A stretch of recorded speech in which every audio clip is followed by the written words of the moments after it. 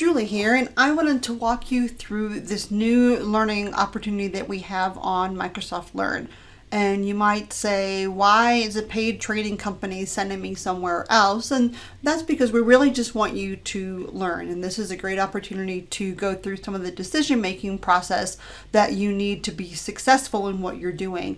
So here we have a challenge project where we're going to build a booking request app using Power Apps and Power Automate. So we go through the different stages of the decision-making process, understanding your customer, and so on. So let's step through some of this here. So we'll have our preparation stage, we'll be building out the data model and the application, as well as doing some of the automation.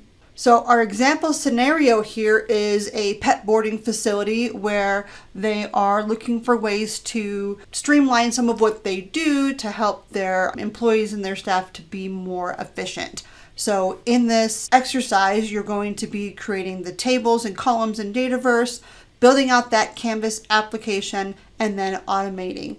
So next up, we are going through some of the details. So let's think more about our customer. Let's evaluate what are they doing now, what are the issues that we see in what they do now, and how is it we can help them do better. We've also got steps here to set up a Power Platform trial. So if you need an environment to work in, we give you that information here as well. Now, we call this an exercise here, but if you'll look, it's not step by step. It gives you enough information to make some of those decisions yourself so that you can practice that decision-making process, which is just as important as the click here and do this scenario. So here we have some of our specifications. And here are some ways where you can go back and check your work, validate what you've been doing, and that you made the correct decisions for your customer Contoso facility.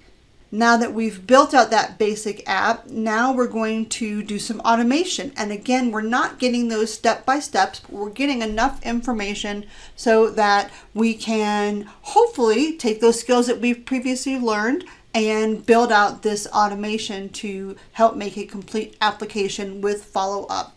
So here are our specifications, and here we can check our work.